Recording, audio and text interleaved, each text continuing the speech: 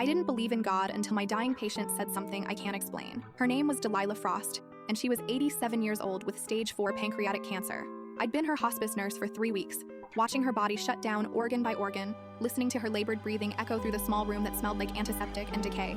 My job was simple: keep her comfortable, administer morphine, hold her hand when she asked. I'd done this dozens of times before. Death was just biology to me, neurons firing their last signals before permanent darkness. Nothing spiritual, nothing beyond. Delilah barely spoke those first weeks. She'd drift in and out of consciousness, mumbling fragments that made no sense. Her daughter visited twice, stayed for 20 minutes each time, then disappeared back to her life in Seattle.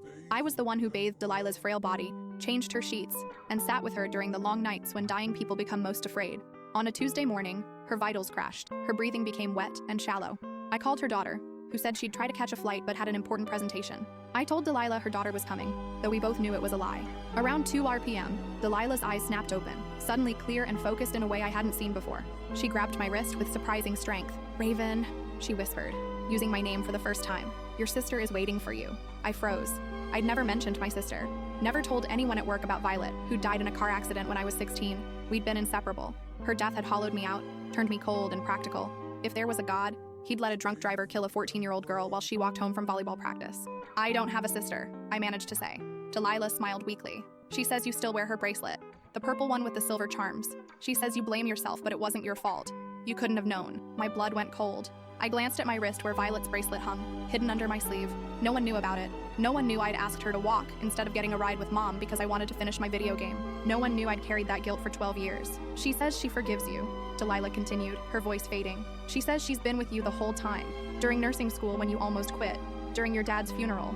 When you sat in your car last month thinking about ending it all." Tears burned my eyes. That night in my car was my secret. I'd sat in the garage with the engine running, my hand on the key, weighing whether the world needed another broken person. I'd turned it off at the last second, but I'd never told anyone. Not my therapist, not my roommate, not my journal. "How?" I started. But Delilah's grip loosened. "She says she loves you," she whispered. "And she's ready now. Tell her it's okay to go." Delilah took 3 more shallow breaths, then stopped. The monitor flatlined. I sat there holding her hand, crying for the first time in years. Not for Delilah, though I'd miss her. For Violet. For myself. For every night I'd spent convinced the universe was empty and meaningless. I still don't attend church. I still believe in science and medicine. But now when I sit with dying patients, I pay attention to their final words. Sometimes they see things I can't explain. Sometimes they deliver messages that couldn't possibly be coincidence.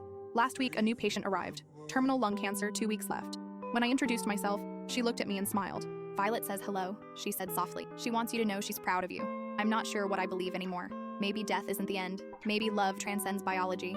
Or maybe dying brains create beautiful illusions to comfort the living. Either way, I wear Violet's bracelet on the outside now.